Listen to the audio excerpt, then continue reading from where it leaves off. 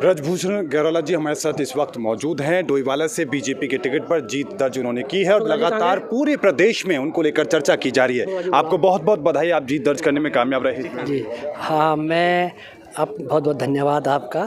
जनता को क्या संदेश देंगे? मैं अपनी डोईवाला विधानसभा की बहुत सम्मानित जनता, आदरणीय मतदाता और भारतीय जनता पार्टी के सभी यशस्वी कार्यकर्ताओं का बहुत आभार प्रकट करता हूं कि उन्होंने मुझे बहुत भारी मतों से विधानसभा में जीत दिलवाई है। करीब करीब डबल मार्जिन रहा। बिल्कुल बिल्कुल, ये तो था और ये विकास की जीत है।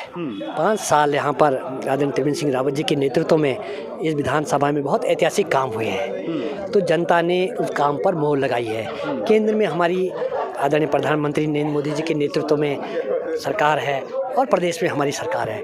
डबल इंजन की सरकार ने विकास के बहुत ऐतिहासिक काम किए हैं, तो जनता ने उस पर मोहर लगाई है और हमारे प्रदेश में भी और डोईवाला में भी हमारी सरकार बनी है। तो दूसरी बार अब क्या लग रहा है कि मुख्यमंत्री के रूप में अब किसे देखने हैं? देखिए, ये तो केंद्र नेतृत्व और विधानमंडल दल तय करेगा, जो भी निर्णय होगा। आपका अपना भी एक वोट है, आप भी देखिए, जब विषय आएगा तो देखेंगे। जी जी। लेकिन चर्चाएं चल रही हैं कि त्रिवेंद्र जी के लिए आप सीट खाली करने के लिए तैयार हैं। कि जब ऐसा विषय आएगा तो निश्चित तौर पर ऐसा होगा, तो तब अगर केंद्र नेतृत्व उनके लिए सहमति करेगा तो कहीं न कहीं से तो विधान सदस्य होना चाहिए, विधानसभा का सदस्य होना चाहिए, तो मेरी तो प्राथमिकता होगी।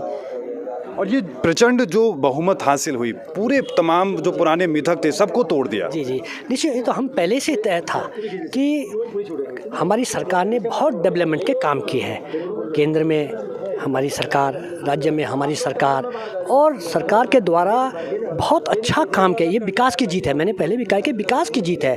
केंद्र के भारत सरकार के द्वारा हमको लगभग 1.5 लाख करोड़ रुपए का डेवलपमेंट के लिए अतिरिक्त बजट मिला है, तो काम धरातल पे दिख रहा है। हमारी राज्य सरकार ने भी बहुत ईमानदारी से बहुत अच्छा काम किया है।